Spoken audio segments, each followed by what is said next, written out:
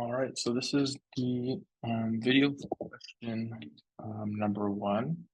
And so what I'm going to do is I'm going to start off with explaining a little bit about the filtration membrane and the renal corpuscle and the pressures that are involved there. So what we're talking about is this area and how blood gets from the capillaries into the nephrons. So I'm just going to draw a couple layers here. So this first layer, I have a bunch of circles in it, and this is what we call the fenestrae layer. And what the fenestrae layer does is it helps kind of keep in the blood cells that are a little bit larger than the holes, as well as our bigger proteins like albumin, and it keeps those from going through the holes and keeping them inside or within the blood system. Our next layer is our basement membrane. And what this layer does is it essentially, not necessarily holes, but allows smaller particles to go through. But something important about the basement membrane to remember is that it's essentially negatively charged. So a lot of times it helps repel big negative charges away as well back into the blood system, back into the arterioles. And then our last layer, we have these podocytes, and what these do, again, these wrap around. This is kind of just a side view of the filtration membrane. And what the podocytes do is they are selective and they can expand and also shrink. And what they do is they allow certain things to come through as well. Granted, I drew these a little bit wider than they should be, but basically the fenestrae, that's 70 nanometers wide. This is typically 12 to 20, or maybe I think 12 to 25 actually. And then our podocytes is 5 to 12 nanometers. And what this all does is this controls what goes from the blood into the nephron. When there's a problem here, like when we are finding albumin or glucose, or especially if we find blood coming through our urine, it's typically because there's a problem here in this area with the renal corpuscle.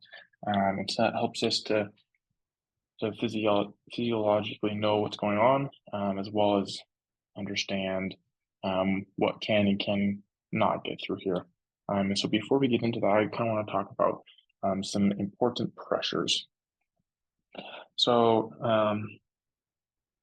with this, we have our hydrostatic pressure. We have a hydrostatic pressure, an oncotic pressure, and a second hydrostatic pressure as well. And this is all similar to the pressures with the lip system and with capillary exchange. It's kind of the same concept. But we have is hydrostatic pressure, and that is the pressure from the blood going into the nephron.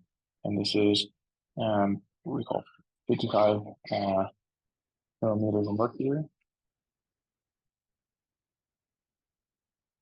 We also have oncotic pressure. What this oncotic pressure does is, again, it's similar to capillary exchange. So basically, we have proteins within the blood, and what those proteins do is they are attracting or pulling in back water or opposing charged molecules. And this pressure is 30 milligrams of mercury. And then our last one is another hydrostatic pressure, because we also have water on this side. And so what that does is it also causes a slight pushback, very small though. And those are the three main pressures. There's also an oncotic pressure going out, but this is at zero again because we're not sending protein like albumin out into into the nephron. So we want to make sure that's zero. If we were the protein was getting through this wall, this number would change and it would decrease our GFR. But let's talk about the GFR a little bit more. So the glomerular filtration rate, or how the rate at which stuff is going through and into the nephron, is essentially what that means. And the typical glomerular filtration rate is 125 milliliters per minute. So we're getting a lot of filtration throughout the day, right? We're having a lot of substances go through this renal corpuscle, and all of this is kind of what determines that. So if we have 55 going out minus a 45 pulling or going back into the blood system, that means we have a net of 10 millimeters of mercury going into the nephron. So essentially, you have 10 millimeters coming in to the nephron there. Release that. Yeah, and so those are kind of the pressures that are involved with the filtration and also the filtration membrane. And so let's talk a little bit more about the solutes and water and how all that is reabsorbed within the system. So I'm just going to do a brief overview with this picture. So labeling up here, we have our glomerulus, we have our proximal convoluted tubule, we have our descending convoluted tubule here, and then the loop of Henle at the bottom, and then back up is our ascending convoluted tubule into our distal convoluted tubule, and then finally, our solute is or ends up in the collecting duct. And then from there, it goes through the ureters into the urinary bladder where we excrete it. Some other important things I want to talk about that I have here in blue is this blue represents where things are permeable to water. So in our descending convoluted tubule, we are permeable to water, and in our collecting duct, we are sometimes permeable to water, and that all depends on if we're in a diuretic or anti-diuretic state. So basically, and then also up here actually, this is actually where most of our water is reabsorbed. So this is also should be in blue. As far as our anti-diuretic state, that means we are in a state of some type of dehydration, and so what happens.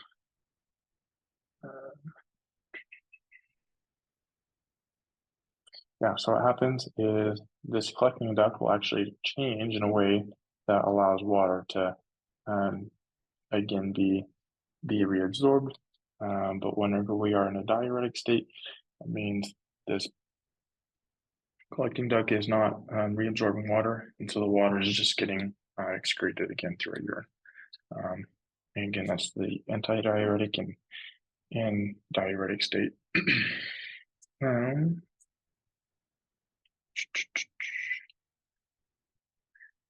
And then I can talk about a little bit more up here as far as things that enter and are excreted and what all is in the nephron, and then we'll talk about them all in more depth.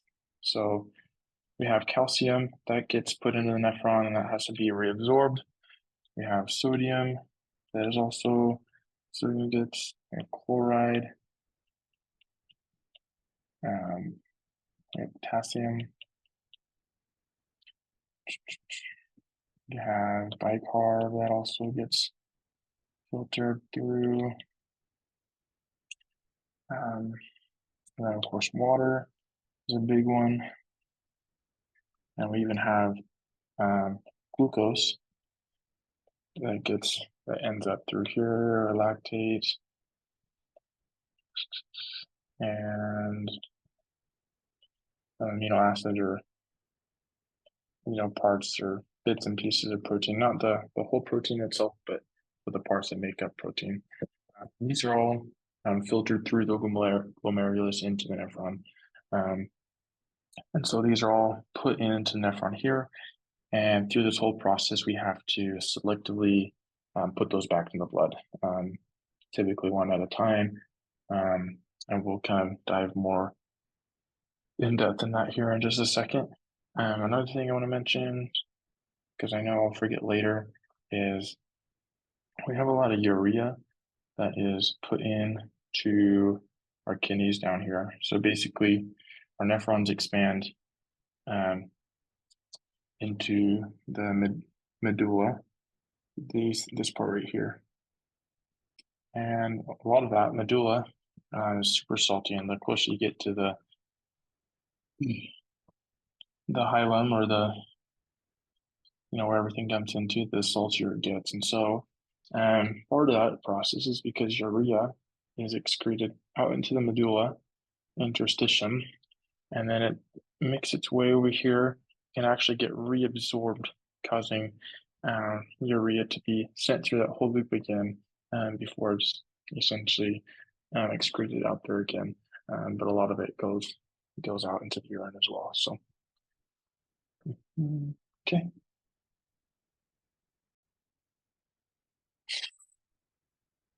All right, so now I want to talk a little bit more about what is exactly reabsorbed, secreted, and how all that selectivity goes. So first, we're going to start with the proximal convoluted tubule. So what we're talking about is this area right up here, and this is where most of the reabsorption happens. So this one's probably the most busiest as far as everything that's happening. So first, this side is going to be our nephron tubule, and then this is our arterial blood supply, where things are being reabsorbed into. And so as we come out of the glomerulus, we are at 300 milliosmoles, so equal to blood. So, and then again, we have all those solutes that I mentioned up here in the nephron as well. And so all these black circles represent some form of transport. And one of the biggest ones that we talk about a lot is our sodium potassium pump.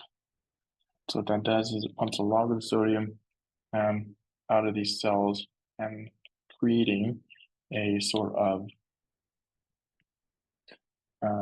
gradient for other things to be transferred in.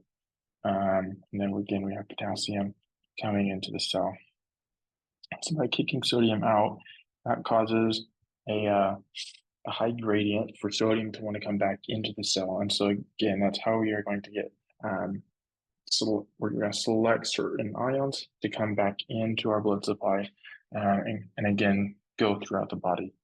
And so one of those things and that we really need, so as we bring sodium in, sodium's going down this concentration gradient, and we're also going to send in glucose.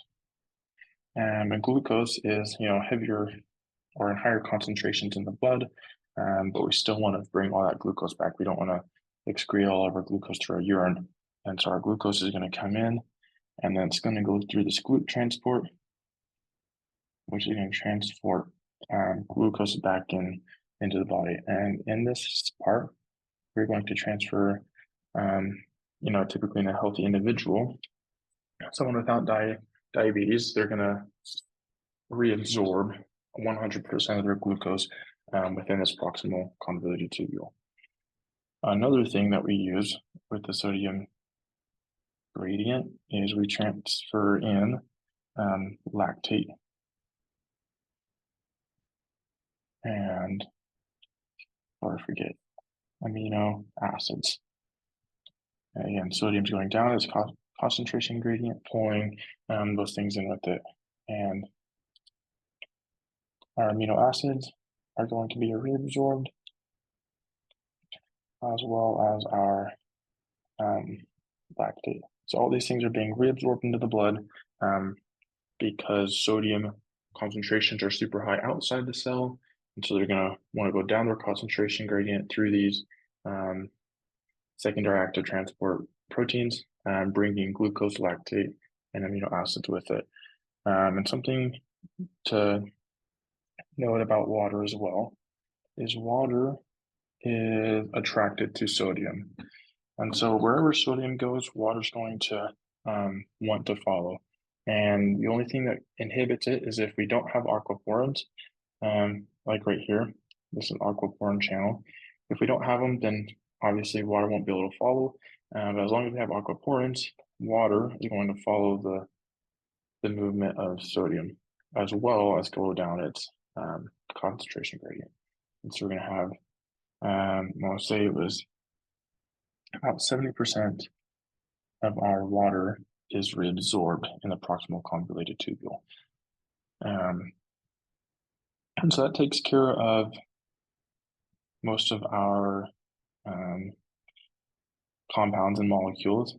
So let's talk about some other ions. So I mentioned that calcium, or sorry,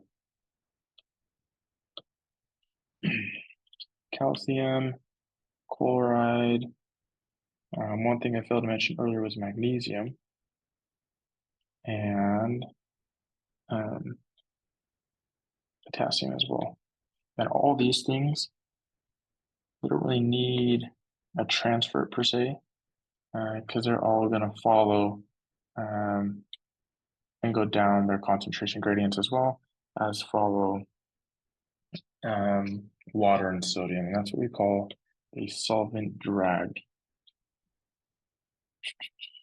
Solvent drag. And so as water goes through here, or sorry, as sodium goes through, water is going to follow, and then these ions are actually going to follow water through back into the blood. And so that's a lot. That's a big part in how a lot of our ions here are reabsorbed.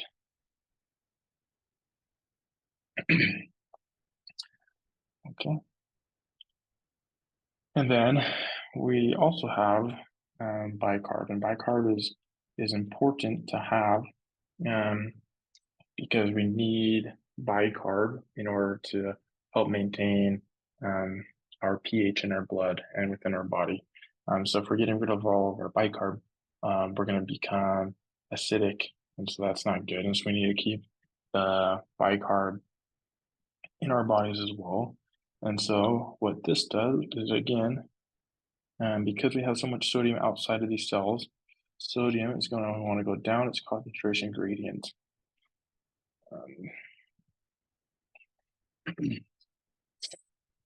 Go down its concentration gradient, and what it's going to do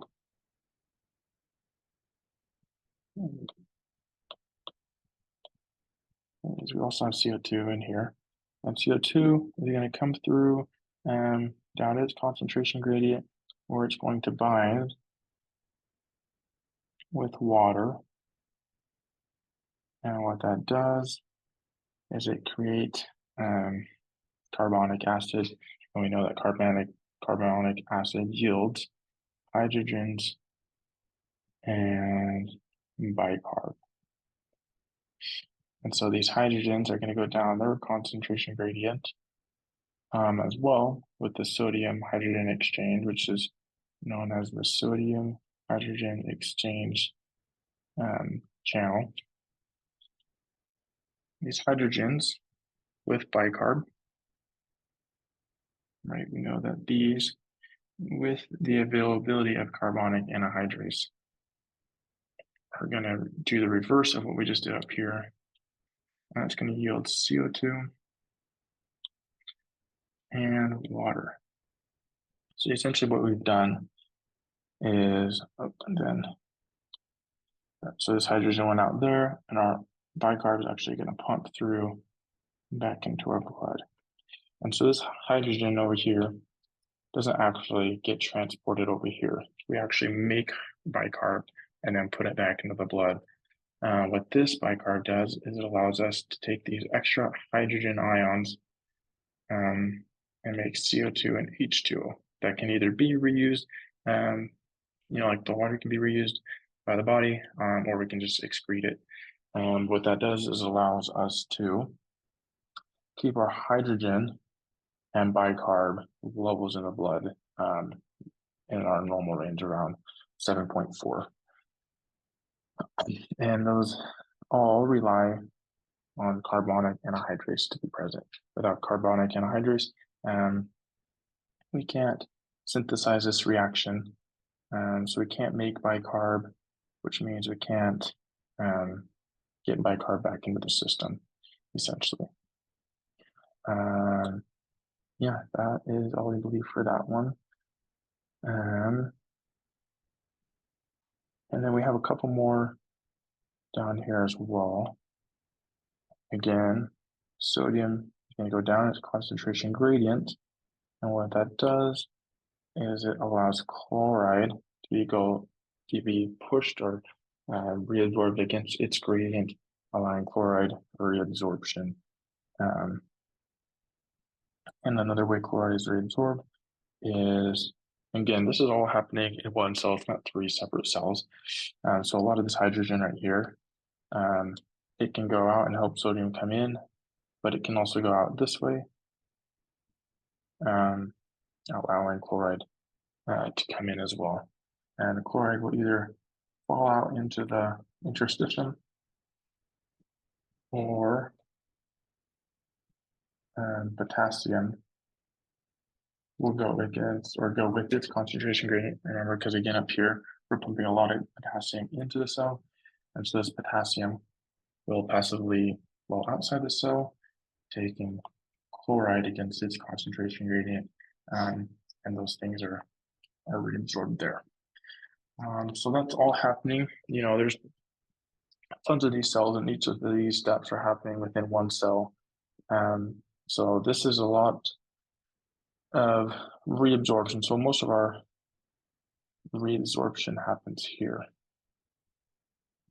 within the proximal convoluted tubule. And so a lot of it gets put into the nephron, but it's immediately reabsorbed in the proximal convoluted tubule. All right, so I'll try and move through these next ones a little faster, so this is not super one. We're going to talk about the the descending convoluted tubule.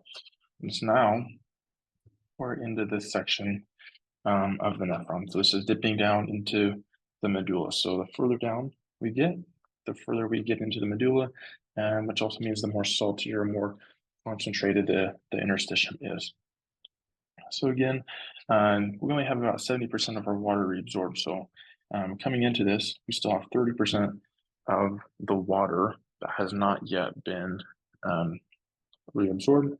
And another thing to mention is that although we pumped a lot of our solutes into the blood, you would think that our osmolarity would change, but we pump in as much solute as water in here. So as we leave this, we're still at 300 milliosmol, which means as we're entering right here, we're also at 300 milliosmol. But that's all going to change as we reabsorb a lot of our water. Most of the water that's left is going to be reabsorbed in this descending convoluted tubule. So again, something to mention is I don't have it drawn here, but we have a lot of sodium potassium pumps. Again, sodium's higher outside the cell. And that just to remind us, especially the further we get down, the more sodium concentrations get higher.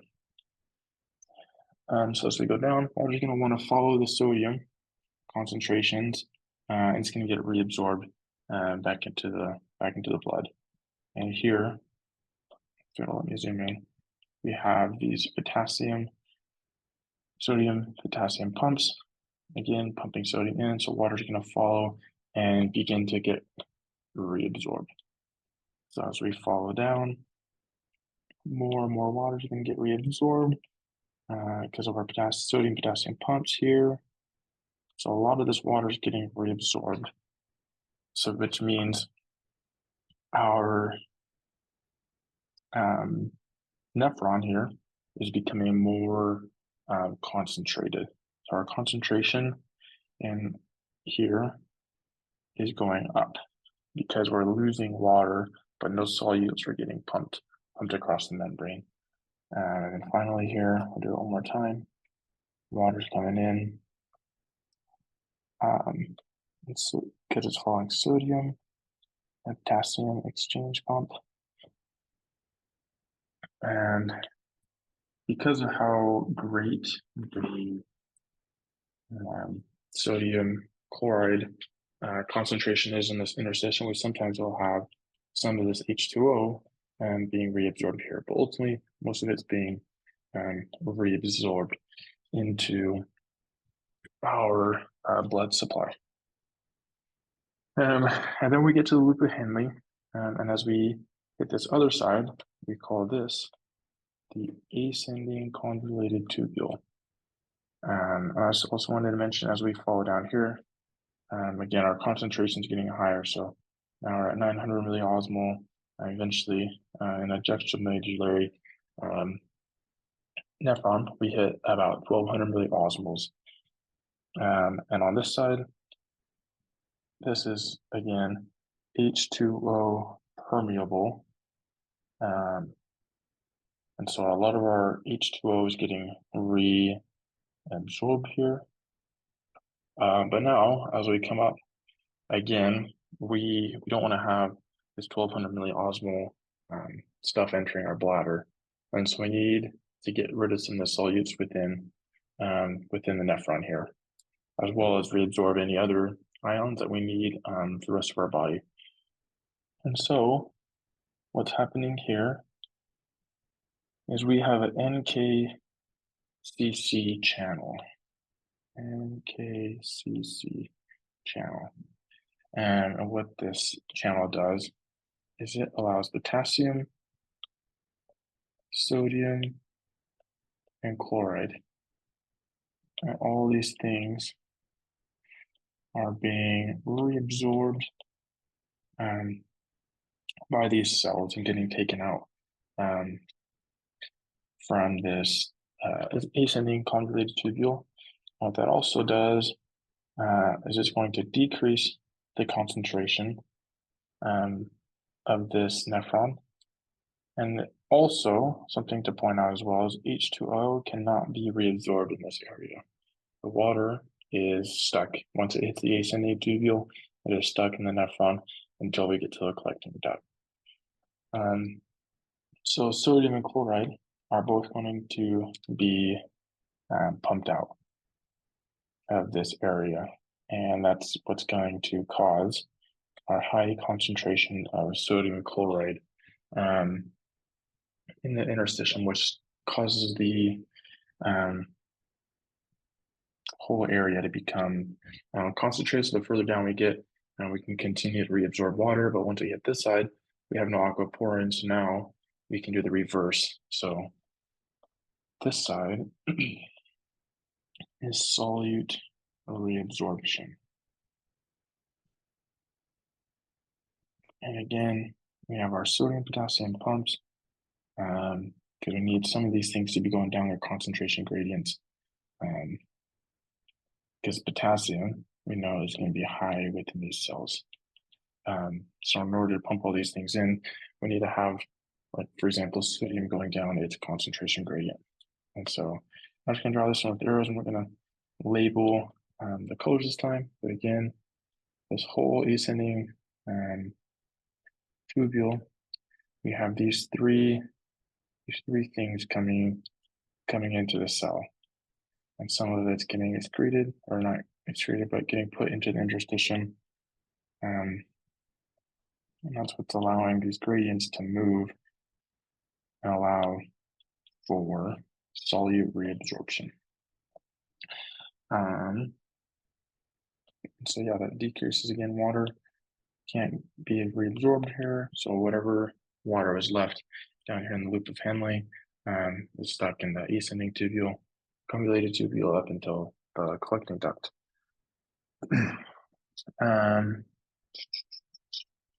And then another thing to mention is by the time we leave here, we have 200 milliosmol concentration fluids within our nephron.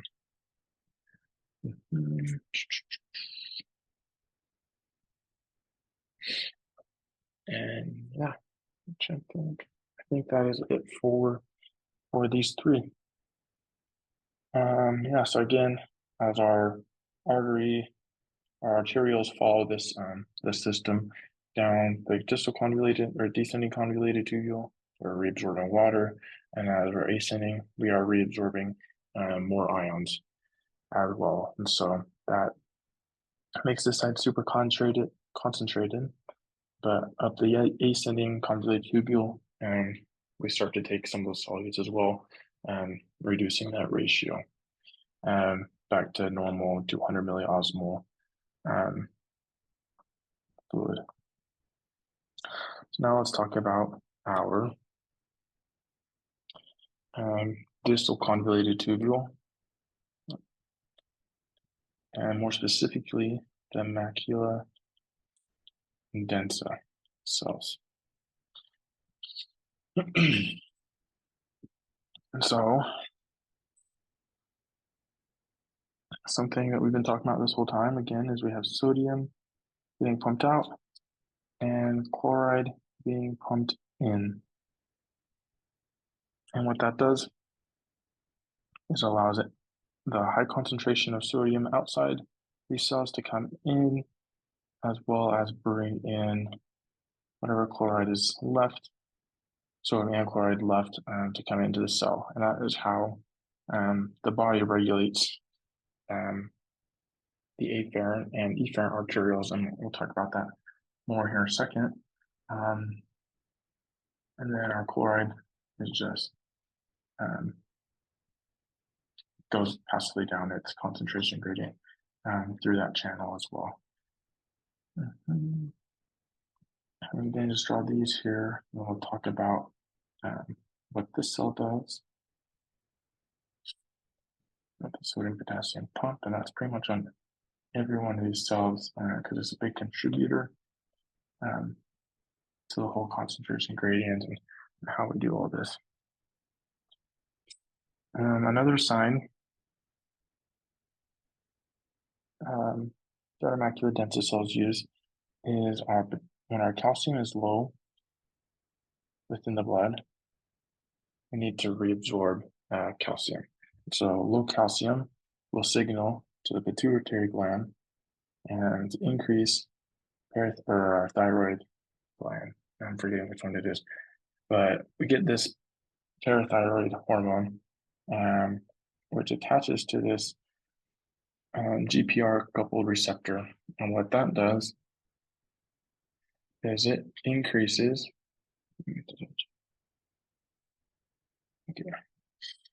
as it sends a signal to this transport, causing more calcium to be reabsorbed into the body. And then once it's into the cell, our sodium, which is super high out here, is going to want to come into the cell, again, exchanging it for calcium. And that is how we increase our calcium levels. So when we have low calcium levels, parathyroid hormone is going to, activate this channel here.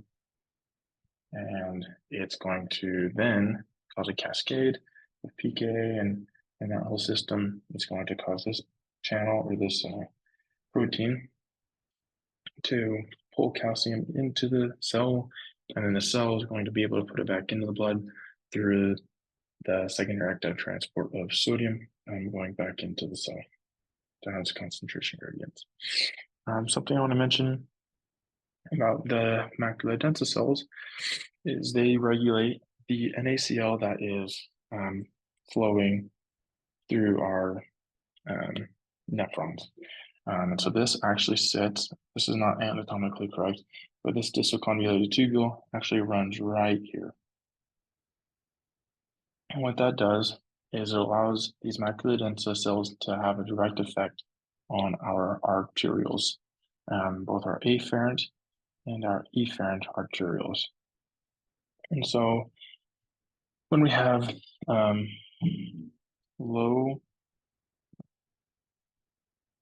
sodium chloride concentrations, we're going to release, or these cells are going to release nitric oxide.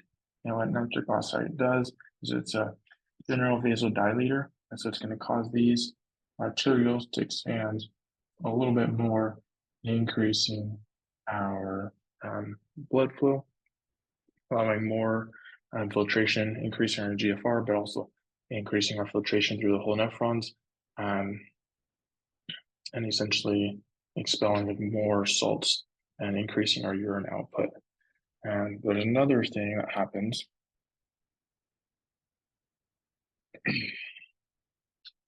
when we have high concentrations of NaCl, the maculodensa cells are going to release adenosine. And adenosine is a vasoconstrictor. And so essentially, I failed to mention on this one earlier, is low NaCl also means low GFR. So glomerular filtration rate is low. When we have high GFR, it also means that there's a high concentration of sodium chloride within the nephrons. We're going to release adenosine here, and what that's going to do is it's going to vasoconstrict this arteriole here, decreasing our blood flow and therefore causing a decreased glomerular filtration rate. All right, mostly we want to keep our GFR about 125 millimeters per minute. And so we regulate, or our body regulates that, and through these maculodensa cells that regulate the sodium chloride concentrations in the distal convoluted tubule. And so, yeah, that's all I'm going to say about those. And then earlier we talked about our antidiuretic and diuretic state and how this collecting duct, which is what we're going to move on to next, how that can regulate more reabsorption of water, or just let the water get expelled through our urine.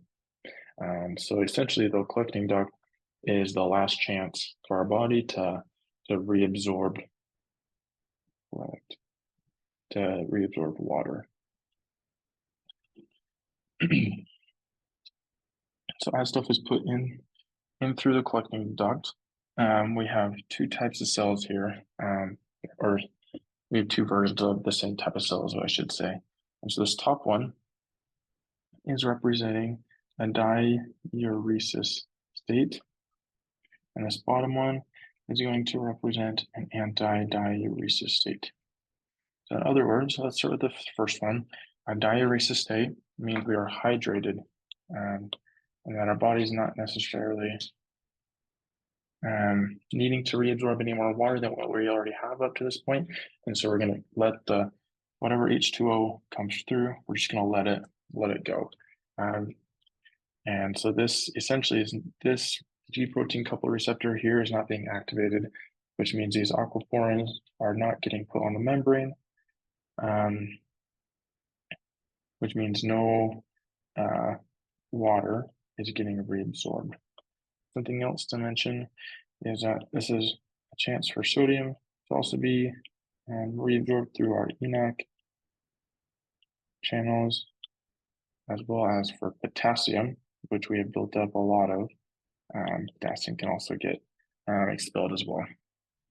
And again, this is because of the sodium potassium pump over here, because typically we want water to follow our sodium in the cell. If we're not bringing any sodium, we have no need for that concentration either. So, and then this just helps potassium get released. So let's talk about an antidiuretic state. So in an antidiuresis or an antidiuretic state, this is triggered or activated by ADH or vasopressin. And what that does is it puts this ligand on the G protein coupled receptor. The G protein coupled receptor will then activate this protein, which will then further activate these aquaporin type 2 channels.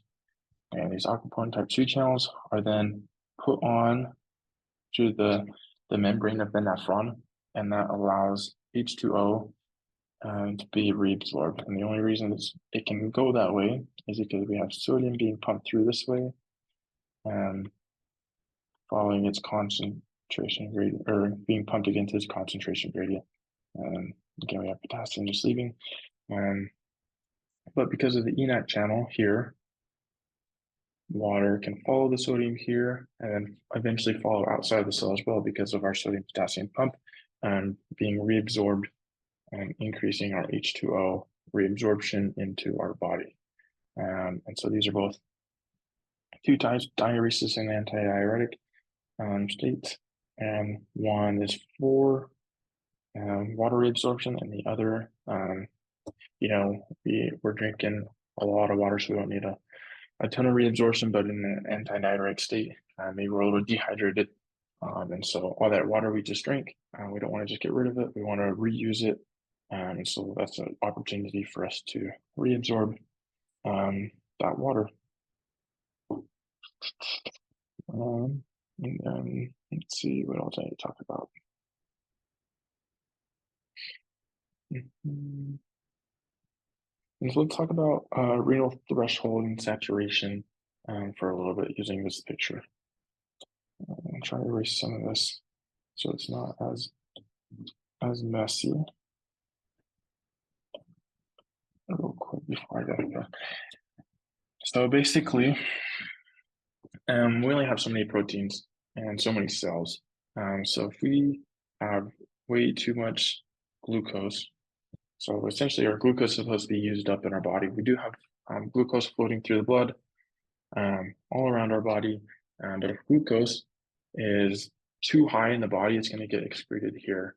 And that's fine because, again, remember, we can reabsorb glucose through this pump here. But if we have way too much glucose, this pump is going to be too busy to get everything. And so glucose is going to run right by the proximal convoluted tubule. And once it leaves that, we cannot reabsorb it again. And that's where it is excreted through our urine. And there's one way we can tell someone's diabetic is because if they're excreting glucose through their urine, that means that their body is not using the glucose that they consume, which means our nephrons and our kidneys are getting overwhelmed with glucose, not able to put it all back into the body for it to all be used, which causes the glucose to essentially be excreted through our urine. So that's one example of when we meet threshold in our nephrons, and we can only absorb so much of it, and then the rest of it will just have to be excreted. Just like how you can only eat so much, like you can only put so many donuts in your face, eventually you can only put so much in and consume so much that the other ones will just continue to go down the conveyor belt. I also want to talk about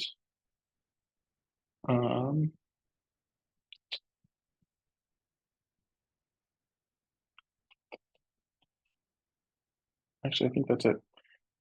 So yeah, that's pretty much how a lot of our ions and other substances that are put into the nephrons, how they're reabsorbed. So yeah, that's all I have for question number 1. All right, so here we go for question number 2 in this second part of this video.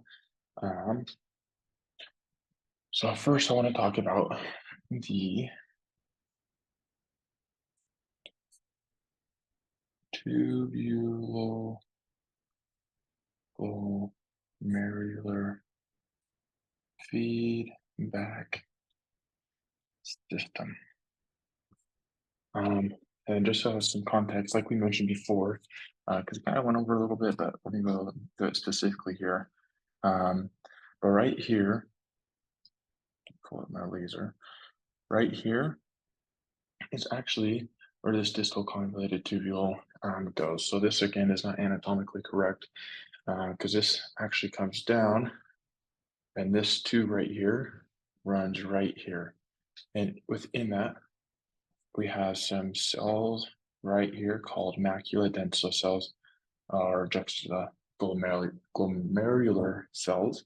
And what those do is those regulate the sodium chloride concentrations that is going through this distal convoluted tubule. Um, and they are what are going to control and kind of affect this afferent arteriole as far as constricting it down or dilating it. So um, here's one more picture of that is again right here. So those cells, oh sorry, not that one, this one, in the distal convoluted tubule. Um, these maculodental cells here, those are what's regulating the sodium chloride um, concentration. So we'll talk about that more specifically right here. So typically, high blood pressure, or actually, yeah, high blood pressure is associated um, with high sodium chloride concentrations as well as a high GFR. And so what our body's going to do, or I should say what these macula densa cells are going to do, are they're going to detect this high concentration of sodium chloride, and they are going to secrete adenosine. So what this adenosine does is it's going to go to the afferent arteriole, and that afferent arteriole is going to constrict. Actually, erase this. Is going to constrict, and that constriction is going to decrease the blood flow going through the glomerulus system, and is going to in turn decrease GFR. So slash reduce the amount of sodium chloride that's going through. So high sodium chloride and high GFR, those macular dense cells are going to recognize that we have high GFR because of the high sodium chloride, and they're going to release adenosine. Adenosine is going to constrict that afferent arteriole, causing a decrease in our glomerular filtration rate. So let's talk about the opposite. So whenever we have a low concentration of sodium chloride, that is also meaning that we have a low GFR rate, or glomerular filtration rate. Sorry, that word's super hard for me to say. What that's going to do is those macular dense cells are going to detect that we have low sodium chloride coming through, and they're going to release nitric oxide. And nitric oxide again is going to go to our afferent arteriole, and instead of vasoconstricting, it's going to dilate or vasodilate those, and in turn, it's going to increase our GFR. So two ways, again, whenever we have a low sodium chloride concentration there, we're going to release the nitric oxide, which on the afferent arterial side is going to cause that vasodilation, allowing for more blood to come through, increasing our GFR rate. So that is all I have for the tubuloglomerular feedback system. Let me erase all of this and talk about the RAS system. So the renin angiotensin aldosterone system. So what this system does is it is initiated by our blood pressure. So when we have low blood pressure, our body has to have some ways to combat that in order to have that negative feedback system activation and have our stuff at homeostasis, whether that's sitting down or exercising, whatever it is. We need to make sure that that negative feedback is where it needs to be and bringing our set point. to where it needs to be as well. And so what low blood pressure does or indicates um, is an increase in renin. And this is all kind of like a cascade. So we'll kind of just go through this. So renin, what renin will do is renin will bind to angiotensinogen.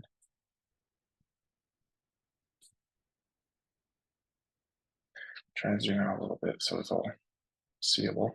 Um, and so when renin floating around in the blood system binds to angiotensinogen, which is also floating around in the blood system, that is going to activate it and cause it to become angiotensin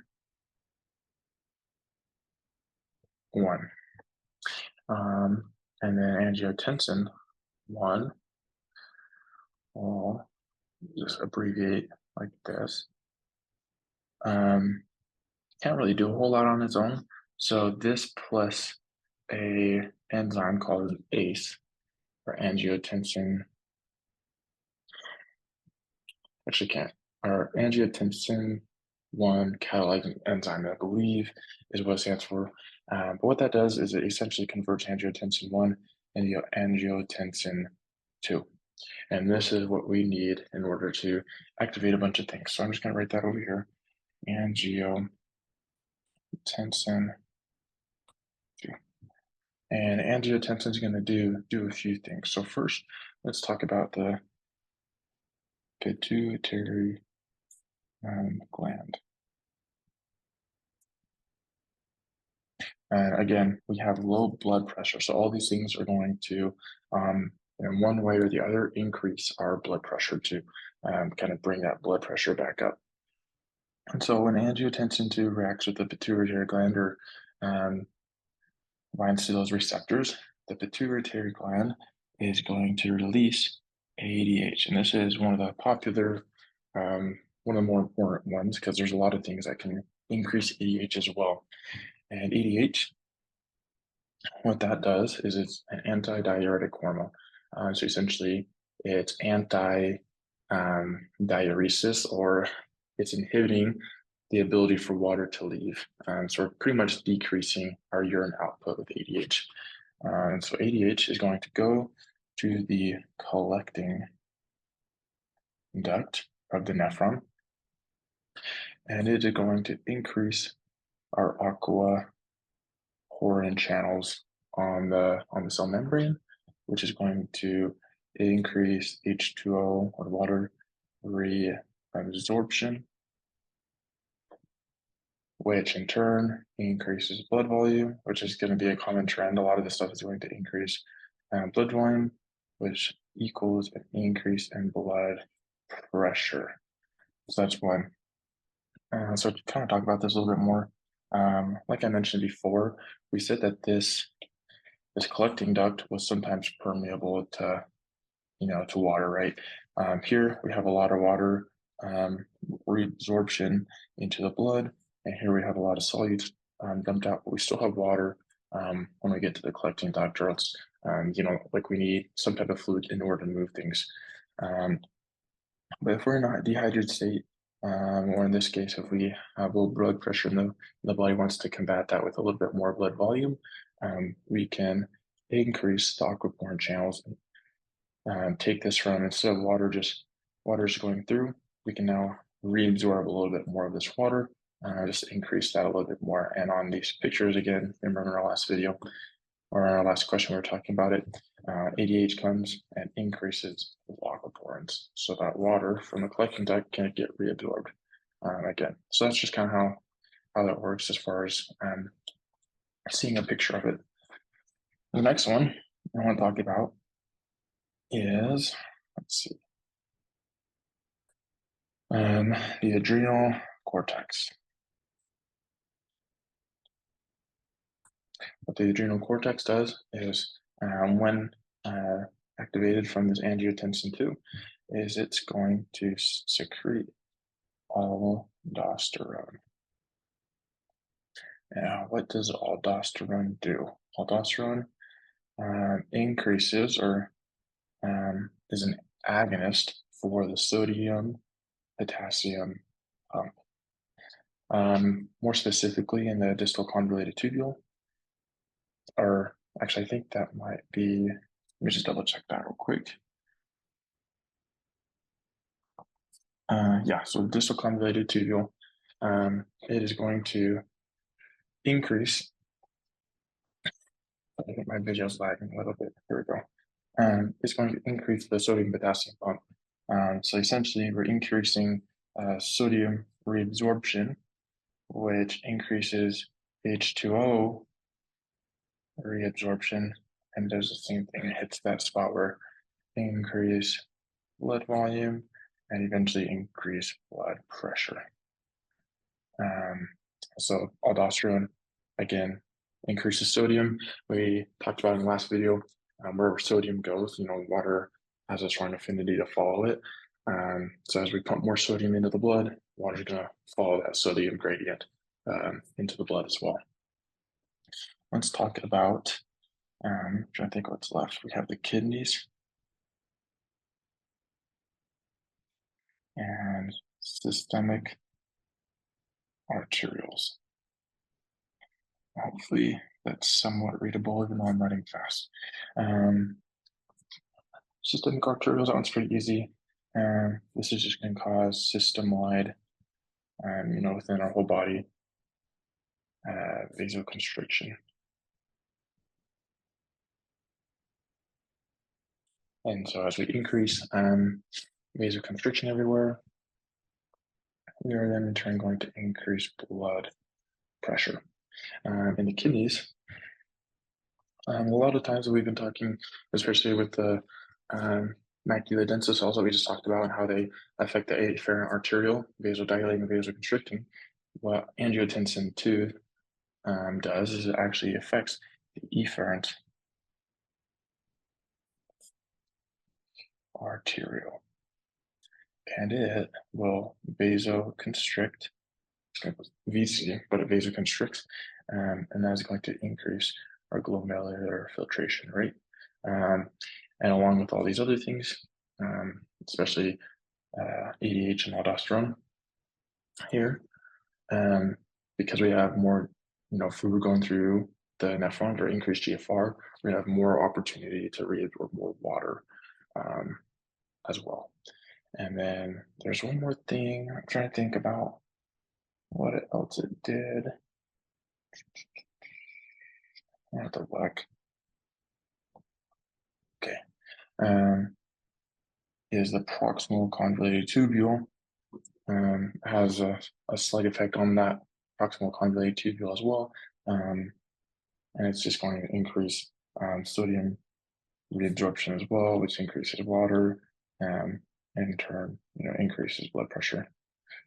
Pretty much the same thing as the aldosterone cascade or pathway. But yeah, that is the Ross system, how that works. So yeah. All right, so I had to look and see what the question was again. So I can talk about how the loop of Henle, which I kind of mentioned already. I can't remember how much in depth I went in yesterday when I talked about it. So I'll just kind of go over it one more time again. But this is loop of Henle, right? Essentially what it does is it is creating a concentration gradient. So the farther we get down so again, this distal convoluted tubule is H2O permeable. So we're reabsorbing a lot of the water into the blood here. So by the time we get down here, we have very, compared to everything else, we have very little water by the time we get down to this bottom part. But as we start to go back up, we are also on this side reabsorbing solutes. So if we think about water, as a 2-to-2 ratio, or maybe we'll do bigger numbers, like a 5-to-5 ratio up here. We lose a lot of water, so now it's like a 1-to-5 ratio down here of water to solutes. And then as we go back up, we then become like a 1-to-1 ratio there. And so what that does is this gradient, all this stuff in the dual interstitium, is it allows water to be reabsorbed, um, so that we can reabsorb the water, as well as when we need to, like we just talked about, in an antidiuretic state or in antidiuresis, it allows us to also um, reabsorb water when needed in the collecting duct. Um, and so the loop of Anley, with the help of ADH, um, allows us to reabsorb water. Again, without ADH, water just goes through. But when we have ADH present, all those aquaporin channels are inserted onto the membranes, and water can be reabsorbed. So that's kind of how ADH and the loop of Hanley work together to establish those gradients, and also um, to either um, reabsorb water or not to reabsorb water. So those are both kind of ways to regulate per se the osmolarity um, of everything going through the collecting duct. So yeah. All right. So I'm going to do the best I can to explain all this clearly. I feel like a lot of it's more um, of talking stuff, but I'll try to show visuals and draw some stuff out and show pictures of things as well. So first question is to explain how all membranes, pressures, and mechanisms make negative pressure ventilation possible. So essentially, we as humans are negative ventilation, or negative ventilation breathers, I think is how it's termed. But essentially, what that means is we know that there's the concept of things go high to low, right? And so that's the same thing with our air as well. And so if we say that the atmospheric pressure, let's just give it a random number, is 100, right? In order for air to come into our lungs, we have to make our lungs more negative than that. So what we do is we expand our volume. So we make more volume, which decreases the pressure temporarily. And so that causes less pressure. And so air is going to come in to our lungs from this pressure, this high to low, until it eventually is equal to the outside pressure. This isn't really going to change, because in order for that to change, we'd have to change pretty much the whole atmosphere. So basically, 100 stays 100 in this scenario of what I'm drawing. And essentially, we even out when we inhale. And then when we exhale, what we're doing is we're making higher pressure because we're decreasing volume. And so essentially, we make our lungs so they're like this. And so this, what was 100, is maybe now like 150, right? And so that air is going to want to leave. And as long as we open our mouth or open our, I'm losing a word, but as long as we allow air out, it's going to go out. So as we exhale, we're increasing. So basically, I guess what I'm saying is volume and pressure have an inverse relationship. So as we increase volume, pressure is going to initially go down, and as we decrease volume, pressure is going to go up. So if we go from this to this, our pressure is going to go down. But if we go from this to this, our pressure is going to go up. So we can apply this a little bit to our lungs. And so it's kind of explaining a little bit. But as we inhale, our diaphragm drops, increasing our lung volume, kind of like almost surface area. But in this term, at the volume, so that's all increasing, and air is going to rush into our lungs. As we exhale, because of our elastance or elasticity of our lungs, not necessarily because we're pushing air out, but our lungs are naturally going to want to collapse. And so that causes everything to kind of cave in a little bit, essentially. And that's going to, force air out. It's not going to force all of it out.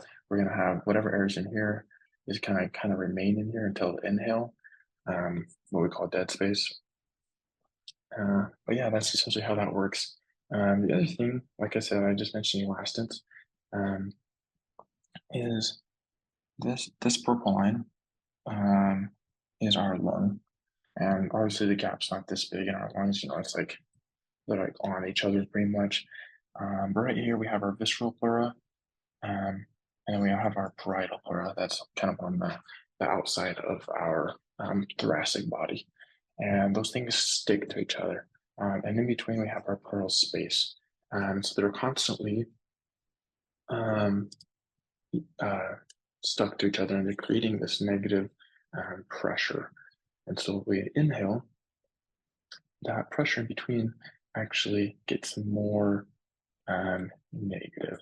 And so as we inhale, we're expanding our lungs, and it's making more negative pressure come in within this pleural space. And the more we inhale, the more that causes that negative value, and the more the lungs are going to want to collapse.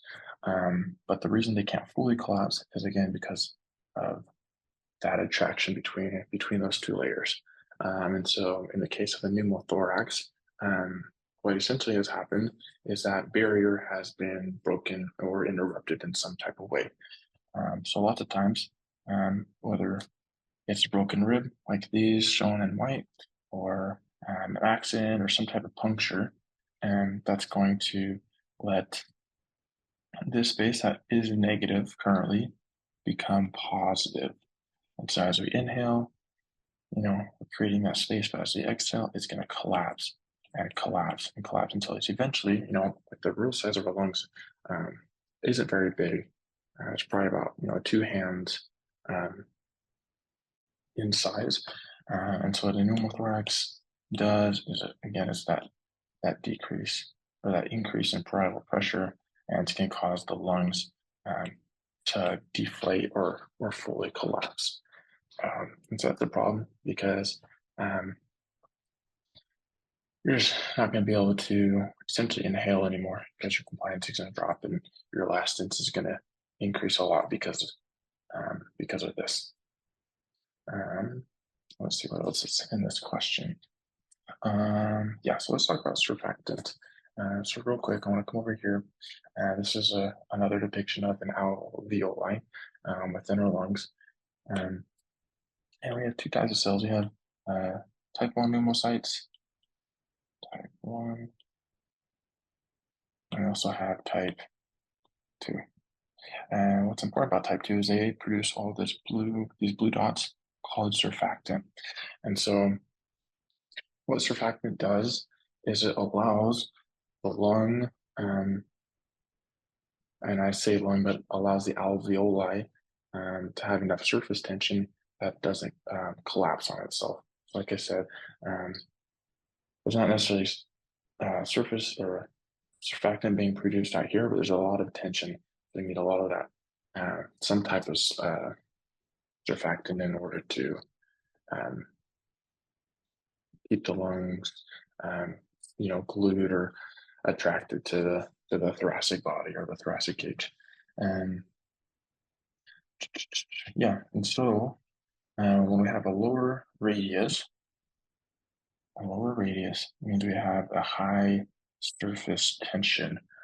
So this lung is going to want to collapse in on itself. And so what we have to do is we have to produce a lot more surfactant in this one compared to this guy over here.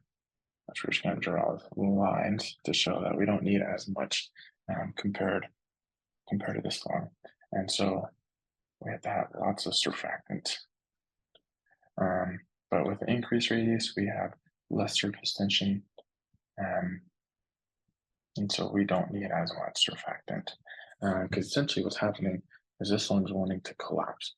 And if this lung collapses or doesn't have enough surface tension, that air is going to get pushed into here. It's because it has more surface tension compared to this one. And so that's why surfactant is super, super important. And it's in the case of low surfactant or people with, I want to say it's pneumonia. It's like in pneumonia, people have, lots of fluid in their lungs. And so that dilutes the surfactant a lot, causing a lot of these to collapse. And that essentially increases our elastance, Sorry, I'm just gonna double check that again real quick as well.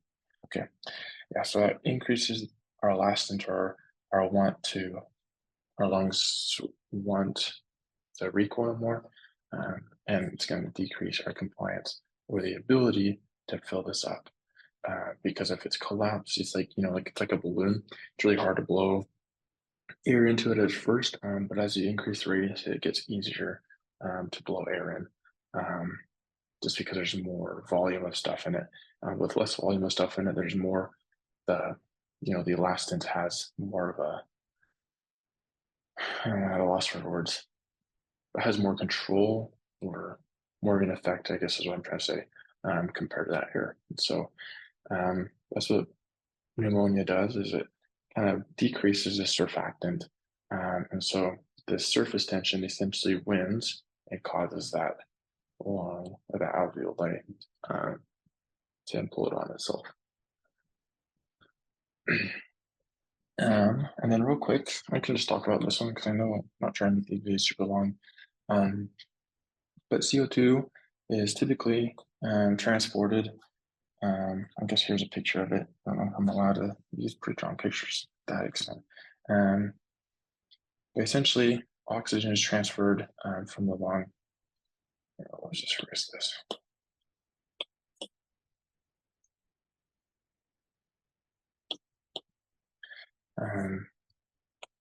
CO2 goes up there. O2 is transferred through the body, and 98% of it is transferred via hemoglobin, which I'm just put as HB. And then 2% of it is dissolved into plasma, if I can spell that right. And then as far as CO2 goes, CO2 is coming back to the lungs. And I want to say 72%, 70%, 7%, and 23%. So 70% of carbon dioxide is transferred as HCO3. And so in other words, CO2 plus water in the blood cell, sorry, I failed to mention, this is happening in the blood cell, but that's going to make our HCO3 and hydrogen ions, correct? And then this HCO3 gets put back into the blood, and the hydrogen kind of just remains in there for now. And then chloride will actually come into the cell. And so that's how it's transferred to the lungs. 70% of it's transferred that way. And then once it hits the lungs and gets to that area, HCO3, and will go back into the blood. Chloride will come out in the blood. It plus hydrogen will make the CO2 again, which will come out, get transferred through the lungs, and then of course we have the water still. That's kind of like how that process happens in the gist. But yeah, essentially 70% of carbon dioxide is transferred as C, by as bicarb.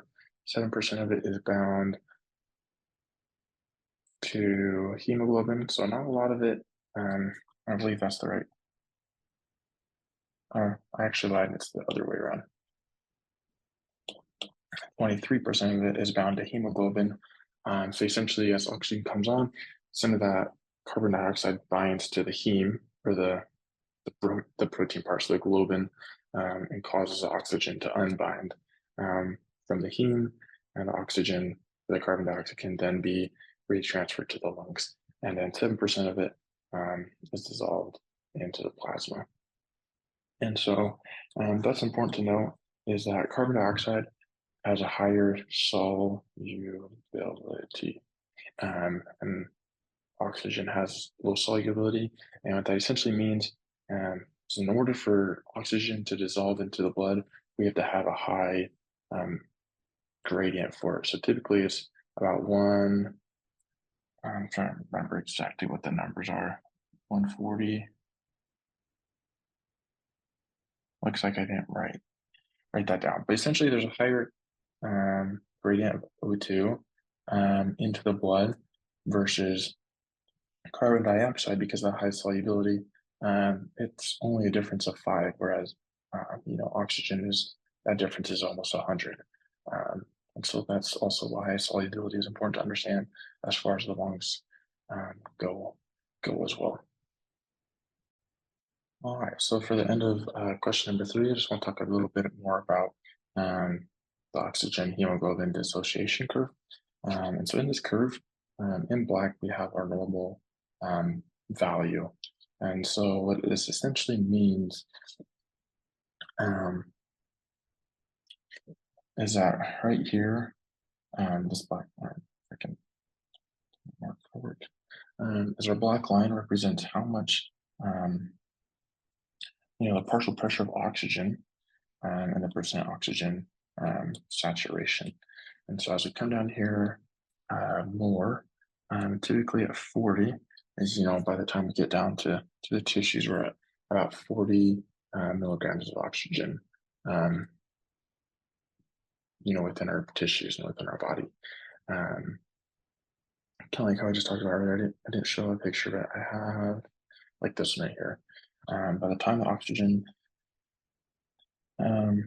leaves, we're at about 40 millimeters of mercury.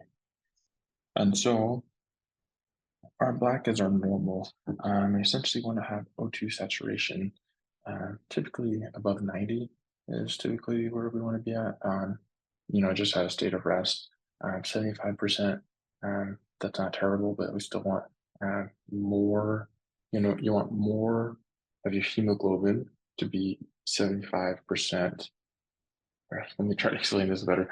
So pretty much our hemoglobin, has a certain amount of oxygen that it can carry.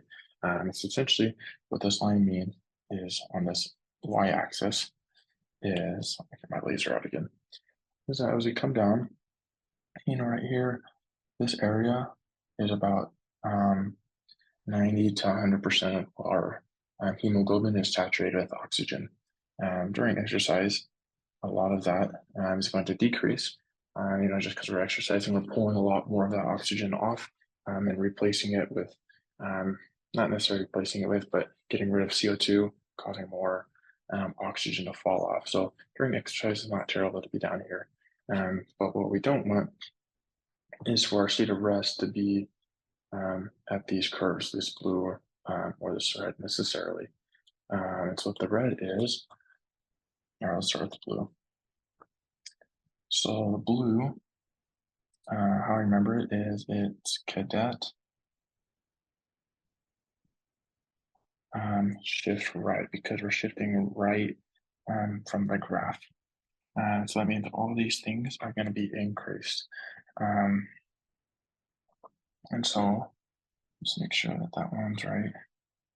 Okay. And so we have a high CO2, we have high amounts of acid, or I guess another way to write it is we have lower pH. We have high DPG, which means a lot of oxygen is coming off. Typically, we're exercising. This one's not as important. It just helps with this cadet thing, and our temperatures typically increase as well. And so all these things are going to cause this graph to essentially shift right. And that's not necessarily good, but I mean, it's not necessarily bad either. All it's saying is that we're more prone to getting rid of our oxygen within our body. The other one I want to talk about is this left shift, this one in red. So actually all the same thing. Means everything can be opposite. So we have lower, so we have low CO2, which can be explained, because we have a higher saturation here. Let's just say that's, I don't know, 80%. So 80% of our oxygen it is still on our hemoglobin as it leaves the tissue and returns to the lungs. So that means our pH is high or higher. We have our lower DPG, and remember DPG, I think I have a picture of it right here. This essentially, when it's available, pretty much binds to hemoglobin. and releases all the oxygen. Um, Kind of the way I think about it. And so as we have more DPG, we have less oxygen on the hemoglobin, as it's returning to the lungs, and vice versa in this case with the left shift. Um, and we'll talk about exercise, and I don't know if that's super important to understand either in this class, but essentially the temperature is lower. And so, yeah, those are both different ways to interpret our O2 saturation. And those can kind of indicate whether, here, this person's most likely in some form or shape, whether probably be respiratory. I actually don't know. I haven't really thought about that, but I would assume it's going to be respiratory acidosis. Some form of a respiratory um, acidic um, state, and then here, since we have a high pH, probably in some form of respiratory alkalitic state, which can represent some other underlying problems. But that's what this graph tells us is the percent of oxygen saturation throughout the body, more specifically, as it's leaving the tissues and headed back to the heart. Because when we leave the heart, we're up here, but as we go throughout the body, a lot of our oxygen is getting kicked off and absorbed, which is why, like I said, when we have exercise, let's just say we're here at 25, it's not necessarily bad to be down here. But what it is saying is that when we're using all of this oxygen during exercise on the black line, on the blue line, we're using a lot more oxygen here. And on the red line, we're using less oxygen. And so that's kind of what that graph helps us understand. And so, yeah, some other things to mention, I guess, is that as we have high CO2 in the tissues, it's going to want to bind to hemoglobin or be reabsorbed in the blood as bicarb, whatever it is, and that's going to increase the want for or oxygen to come off and be used in that. And so I don't think I have it written down here anywhere. But essentially what we want is just depending on our circumstances, do we want a high affinity or low affinity for oxygen? That just needs like the willingness for it to be bound to hemoglobin. So obviously higher affinity, lower affinity as we're leaving the lungs. So that's another important thing to understand and know as well.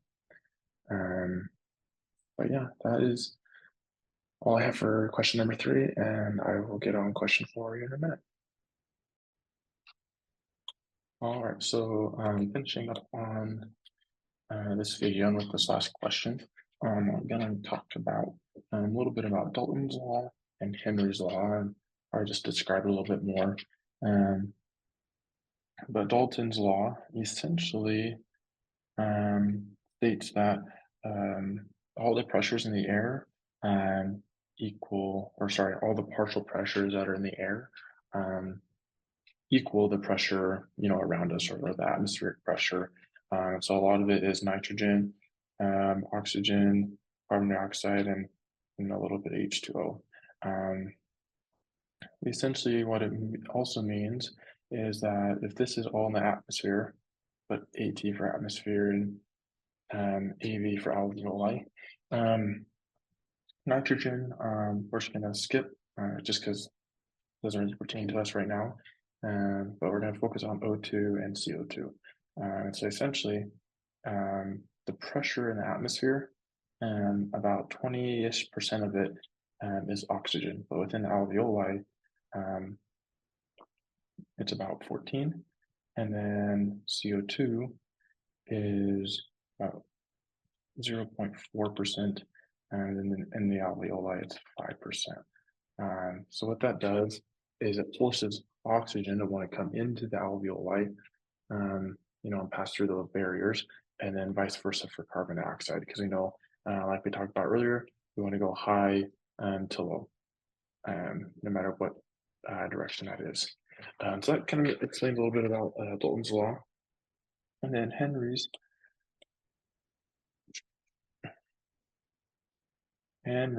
law essentially states that a certain amount of pressure, I kind of mentioned this earlier as well, is going to increase our solubility. So we know that CO2 has a high solubility, so it's going to dissolve a lot easier in water. And so that means that we don't have to have as high of a difference. So it's just going to dissolve with that little difference. But CO2 or oxygen has a low solubility. And so in order for it to dissolve, we have to have a lot greater difference for that dissolved gas concentration to happen.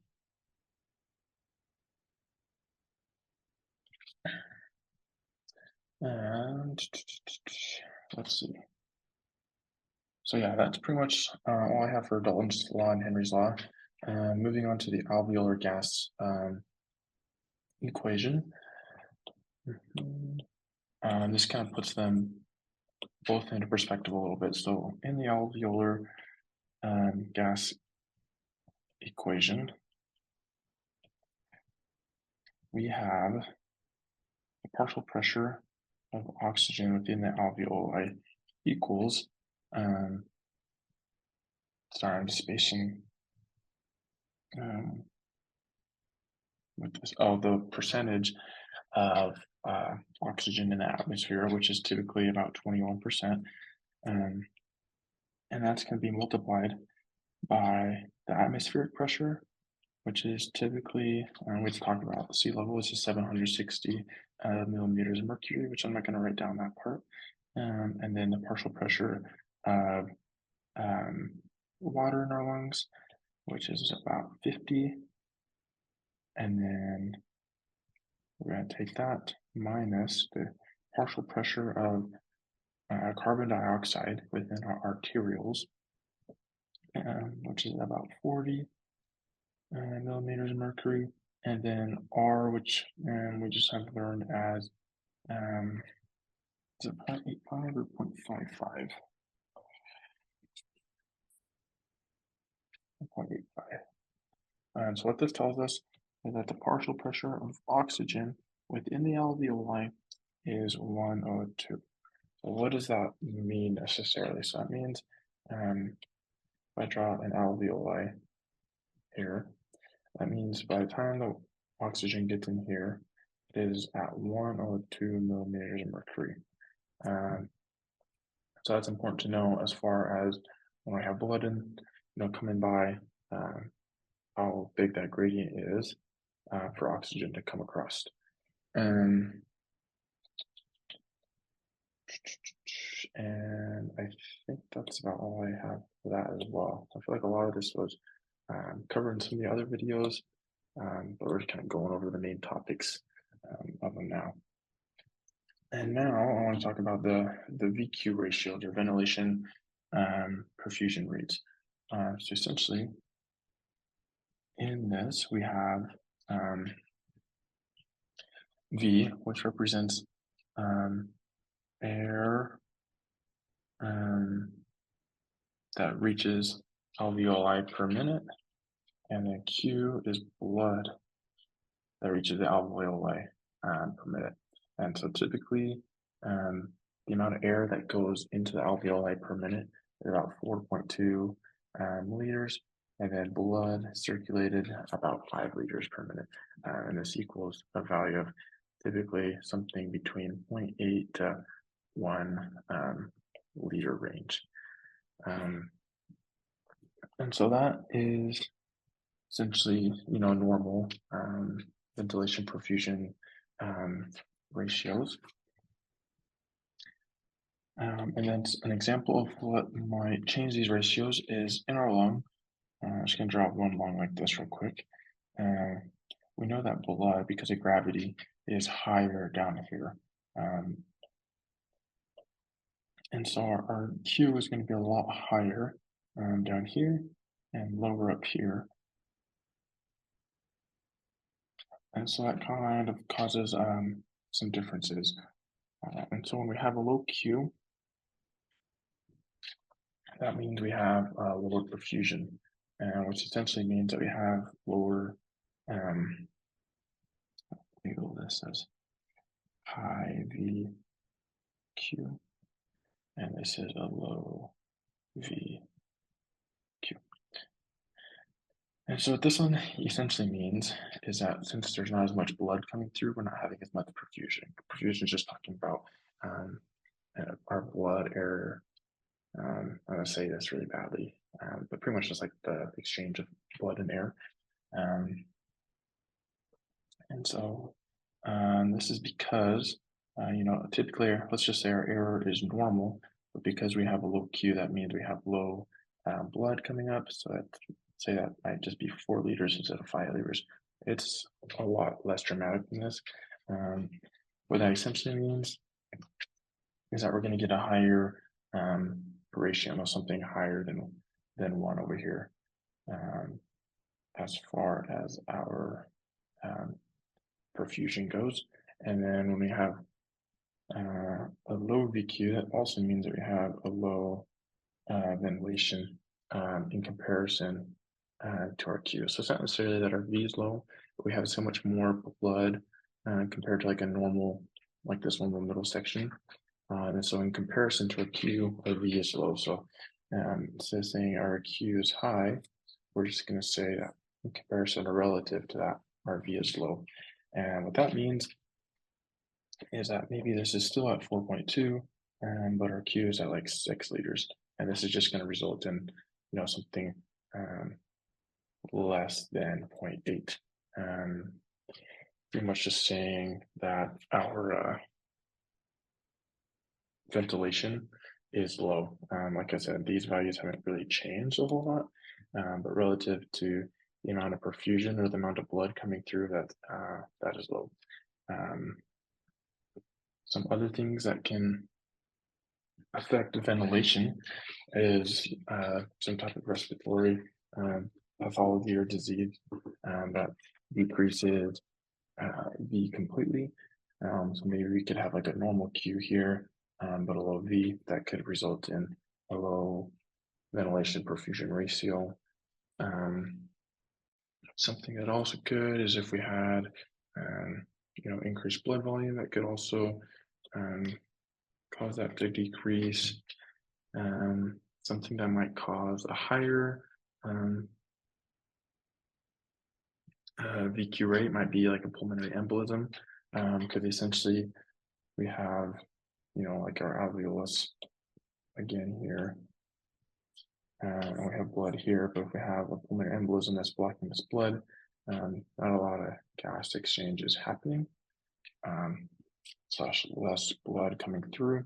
So that's going to lower this value. Air is still coming in, but it's not being, absorbed. And so it's going to cause a high VQ ratio. So that's all I have for ventilation perfusion ratios or VQ ratios. And then it wants me to talk a little bit more about COPD and restrictive lung disease. So restrictive lung disease, or I'm just going to put RLD, is a disease that restricts us from inhaling or breathing in more oxygen. So essentially, we have our compliance, our stretchiness is low because we're not able to stretch or increase our lung volume as much. And then our elastance is actually high. So we can't stretch. That's mostly because of our elastance, which is being super high. So instead of just breathing normally, it's really hard for us to take in a deep breath because our lungs are wanting to recoil so much. And this can also be caused by something we call fibrosis, is a common form of restrictive lung disease. Obstructive lung disease or chronic obstructive pulmonary disorder. I'm just going to put obstructive lung disease for now. This is the opposite. So our compliance is high and our elastance is low. An example of this is emphysema. And so what does that mean? So obstructive lung disease, we can really breathe in, fairly easily. So we can take our breaths in, but what's hard is to get it out. So this is going to have also poor CO2 exhalation, or I guess another way to put it is increased CO2, because that CO2 isn't getting pushed out. Also increases gas exchange, some other things. But with emphysema in specific, I'm just gonna throw this picture down here. Like they can, or actually, I think I got those. Maybe I got those backwards. Yeah, no, we're good. So essentially, they can breathe in, but like, see this guy right here? They call it barrel chest. That's because they have to use a lot of muscles in order to push air out. And since we have a high VQ, like we talked about earlier, I don't want to pull it out all again, but a high VQ essentially is saying that we have, not a lot of ventilation going on compared to the relative perfusion that's happening. So here we go. So yeah, obstructive lung disease or COPD, essentially you can breathe in, but can't breathe out as well. So high compliance, low elastance. Emphysema is a form of that. I believe asthma is a form of that. So is chronic bronchitis and so on. But yeah, that's all I have for the kidneys and lungs with this unit. And hopefully this video wasn't too long. So I do apologize, but yeah.